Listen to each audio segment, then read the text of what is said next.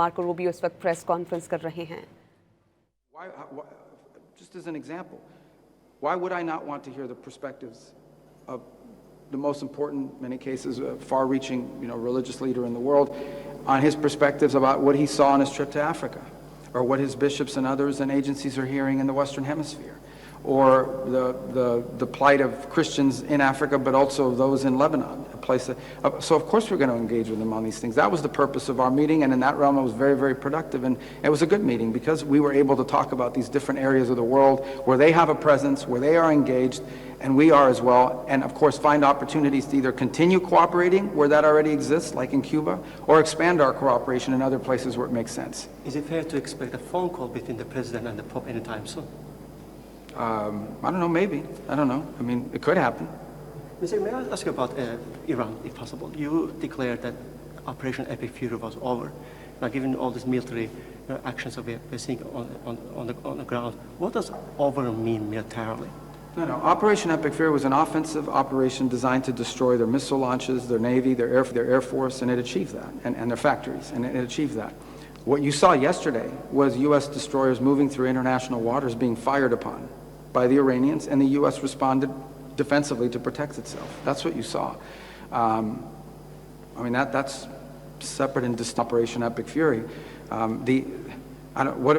If you fire a drone or a missile at our destroyer, what are we supposed to do? Let it hit it?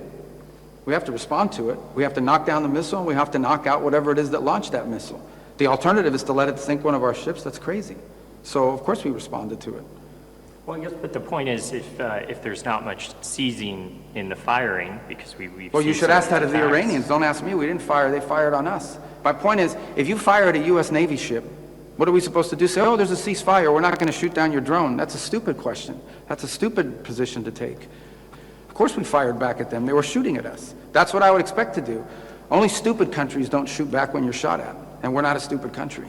Do you expect that or have you conveyed any red lines to Iran where, if the ceasefire or whatever you call it, if they cross the red line is clear. lines, if they threaten Americans, they're going to get blown up. I mean, that's how much clearer can you be than that?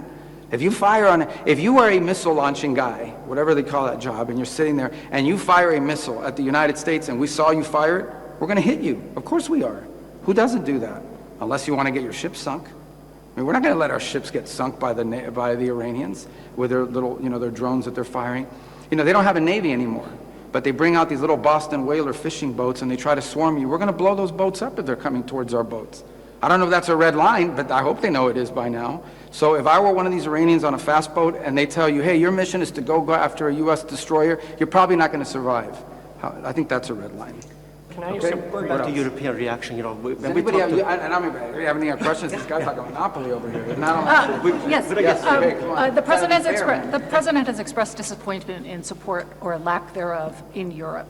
Was there any discussion today in your meeting with Prime Minister Maloney or Foreign Minister Tahani about them providing escorts in the Strait of Hormuz? No, we didn't get to that level of specificity about what they... Here's the bottom line, okay? Everybody says Iran is a threat. Everybody says that Iran can't have a nuclear weapon. Okay. But you got to do something about it. The president's trying to do something about it. And I don't understand why anybody would not be supportive of that. And he doesn't understand, and rightfully so, somebody would be supportive of that. But here's a more fundamental problem. Iran now claims that they have a right to control an international waterway. They claim that they have a right to control it. What is the world going to do about that? Is the world going to accept that Iran now controls an international waterway? Because if the world is prepared to accept that, then be ready. Because there's like 10 other countries that are going to start doing the same thing in their international waterways, or in international waterways near their countries. That's an unacceptable thing that they're trying to normalize. So if the answer is no, we don't think Iran should be able to control the Straits of Hormuz, then the next question is going to be for everyone, well, what are you going to do about it? What is the world prepared to do about it? And we're trying to do something about it diplomatically. We have a resolution at the United Nations that we're trying to move forward, in which the world and the UN will have an opportunity through the Security Council to vote and say, we are not going to allow them to mine the straits, we're not going to allow them to try to control the straits, and by the way, you have a bunch of humanitarian aid that's trapped inside the Persian Gulf and needs to be released and has not been able to move. We're going to give the world a chance to pronounce itself on it. And if Russia or China or some other country decide to veto it, then you know what the impediment is. But the fundamental question every country, not Italy, every country needs to ask themselves is, are you going to normalize a country claiming to control an international waterway. Because if you normalize that, you've set a precedent that's going to get repeated in a dozen other places. And if the answer is no, unless we get a good deal from the Iranians, and we're waiting to hear that today. Mr. Secretary, can I move to Taiwan, actually? I'm sorry to geographically go around the world. Okay. Parliament just approved a pretty big, massive defense bill today or last night. There was a little bit less than what the president of Taiwan was asking for, but nonetheless, it's a big bill, including money to buy U.S. arms. What is your reaction to that, if any, and specifically in the context of the trip you will be doing with the president next week in China? Well, all I would say in context of the trip next week in Taiwan in specific is the United States, our policy remains unchanged. You know, we don't want to see any forced or compelled change in the situation now. We think it would be destabilizing to the world. It's our position on that has been, you know, we've heard obviously the Chinese position, but we've made our position on that clear as well. And I imagine that will be discussed in the trip, but I don't think it'll be a feature of our trip, but it'll certainly be an item that's discussed. We think it's to the benefit of China, the United States, and the world writ large that there be stability in the straits there, and that continues to be our position. That's the one we'll continue to stand by and advocate for. All right, I have time for one more. We got to leave. About Ukraine before you go. You spoke with Lavrov recently, and you know they targeted kindergarten in Ukraine even after they advocated for ceasefire. Where does the negotiations stand? Well, right now the negotiations aren't. We've tried to play a mediator role in that. So far, it has not led to a fruitful outcome for a variety of reasons. We remain prepared to play that role if it can be productive. We don't want to waste our time and invest time and energy into an effort that's not moving forward. But if we see an opportunity to act as a mediator that brings both sides closer to a peace deal, we'd like to see it. Our position at the end of the day is that this war is a tragedy. Both sides are paying a very heavy price for it, both economic and obviously at a human level. It's destructive. We're against it. And any time you tell me about strikes and people, or every time I hear about these things, it just reminds us of why this war needs to end.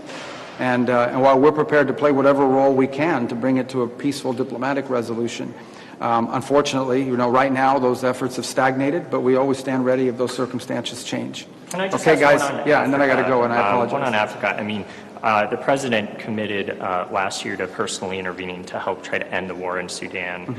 The Pope, in one of his addresses, called this one of the world's greatest tragedies.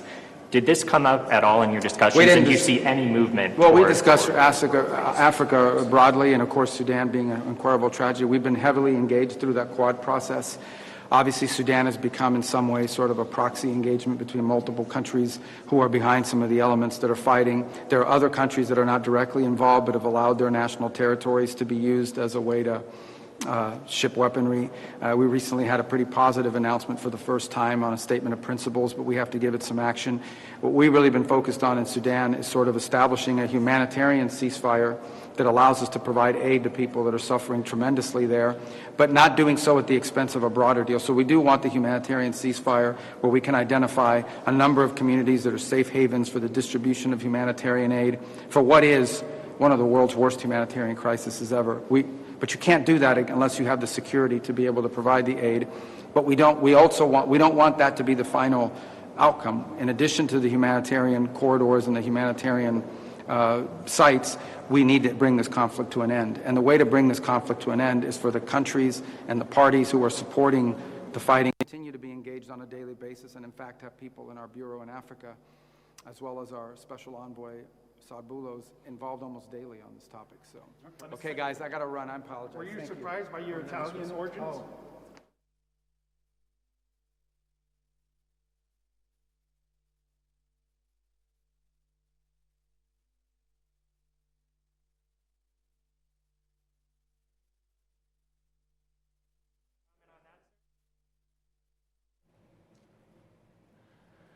अमरीकी वज़ीर ख़ारजा Marco Rubio press conference कर रहे थे। उनकी गुफ्तगू आपने मुलाहिज़ा की। उन्होंने कहा अभी तक हमें ईरान का कोई जवाब मौसूल नहीं हुआ, आज ईरान का जवाब मौसूल हो जाना चाहिए था। उम्मीद है कि ईरान के साथ मुज़ाकरात आगे बढ़ेंगे। उन्होंने वाज़ेह किया कि पोम्पियो के साथ मुलाकात इंतहाई मुस्बत रही और हिज़्बुल्लाह से मुतालिक सवाल पर उन्होंने कहा कि हिज़्बुल्लाह के साथ मुज़ाकरात हम नहीं करेंगे, हमारी तवज्जो सिर्फ लेबनान की हुकूमत पर है और गुज़श्ता रात ईरान पर किए गए हमले ऑपरेशन एपिक फ्यूरी का हिस्सा नहीं थे। अगर अमरीका पर मिसाइल फायर किए गए तो हम भरपूर जवाब देंगे।